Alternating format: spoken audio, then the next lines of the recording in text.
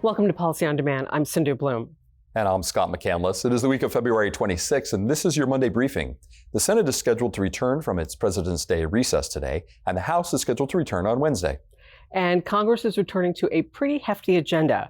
A Friday deadline to fund the federal government, the House-passed tax package, which is still with the Senate for consideration, and the State of the Union address is on March 7th. Joining us to share their insights on these upcoming events is Todd Metcalf and Mark Prater. Todd, Mark, welcome. Thank you for having us. So, Todd, let me start with you. The first tranche of government funding expires this Friday. Where do negotiations stand? Well, last week, things were looking up. They seem to be making progress. They seem to be hopeful. They would, be able to introduce the four bills, so four appropriations bills, today. That was the plan. That was even the plan as of about Friday of last week. Then there was a conference call Friday evening with the House Republican Conference. And unsurprisingly, some of the previous issues that had sort of held up these bills and held up other appropriations measures, reared their ugly heads again. And so we're sort of now at a point where they're not going to introduce those bills today. It is not clear that they're going to be able to introduce them this week. There are a number of issues, including policy riders, level of spending on a range of things that are holding things up. Hopefully they can find some agreement this week and advance the ball. But there's no guarantee of that. So we could see, I know we've been saying this multiple times over the last 5 months of the fiscal year, but we could see a partial government shutdown on Friday if they're unable to resolve this. Now, there's still always the possibility of introducing yet another continuing resolution, a short-term funding measure to sort of avoid that shutdown.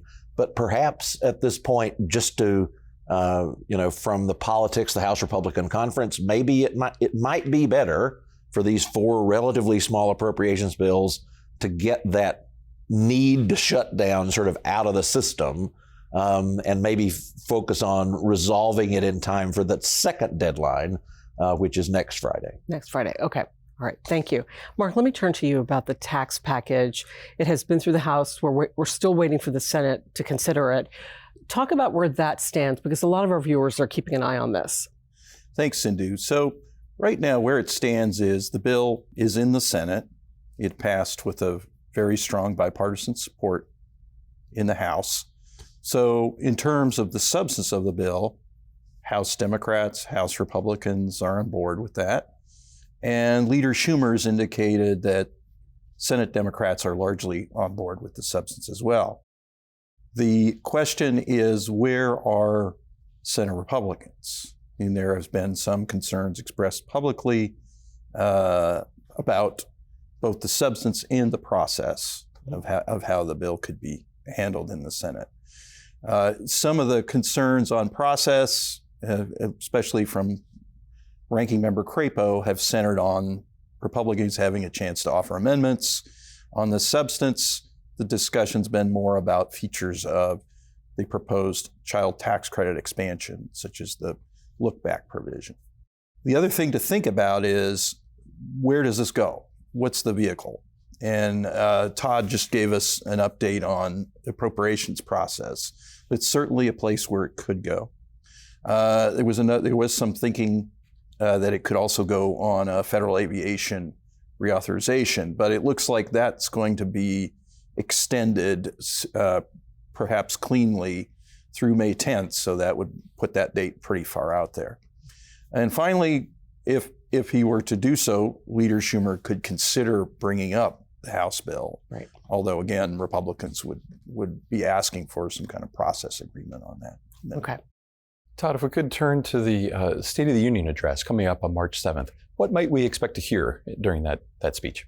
So I think that the president and his team are sort of looking at the State of the Union with a couple of maybe a few opportunities in mind, a few themes. One is to sort of reset the narrative and jumpstart the election campaign, focus on November. So, I think that the focus, one of the focus that I'm hearing about is he's going to focus on hope, not fear.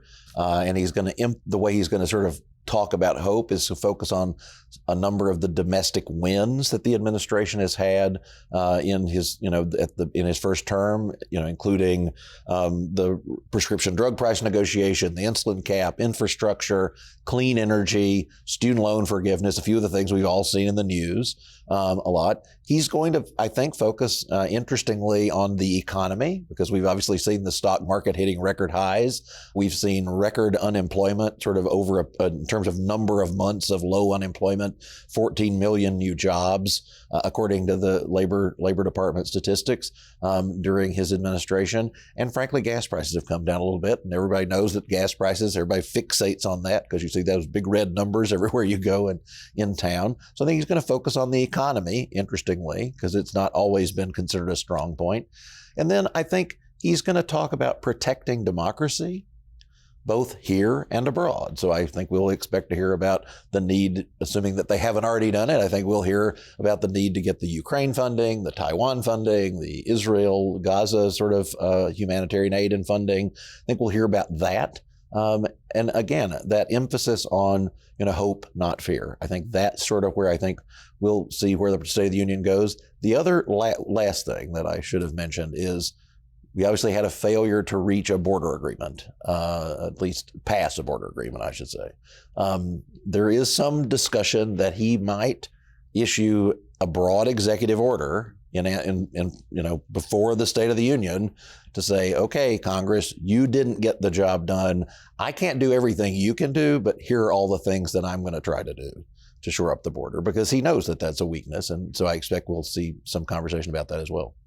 Todd, maybe a quick follow-up. What would happen to the State of the Union, scheduled for March 7th, if we were still or in a government shutdown situation? I don't think there's a requirement or a particular answer. Obviously, the State of the Union is a constitutional requirement. The Constitution requires that the president on an annual basis should submit information to the Congress on the State of the Union. So there's no requirement that he give a speech. But more particularly, I think in the world that we live in today, even if you have a government shutdown, Congress is not shut down. The presidency does not shut down. Other agencies do.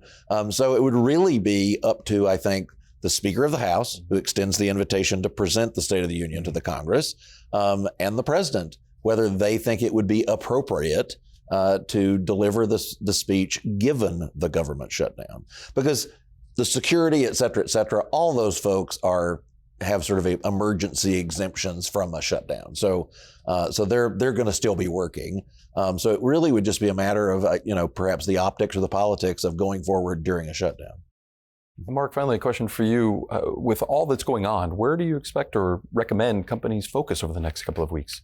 So, Scott, companies should focus on the status and discussions about the appropriations matters that Todd discussed. That's really the main event. But they should also look for indications from Ranking Member Crapo and Finance Committee Republicans about what kind of process that they desire and the substantive issues that they've raised. Just as importantly was the reaction of Leader Schumer and Chairman Wyden to those issues that they raised. Makes sense. Mark, Todd, thank you very much for your insights. As always, appreciate you being here. Thank you for having us. Thank you. And for our viewers, you'll find in the description of this episode links to the latest Week in Review with Chairman Dave Camp. And stay tuned for another Week in Review coming up this Friday. And as always, we appreciate you spending this time with us. We'll see you next time. Take care.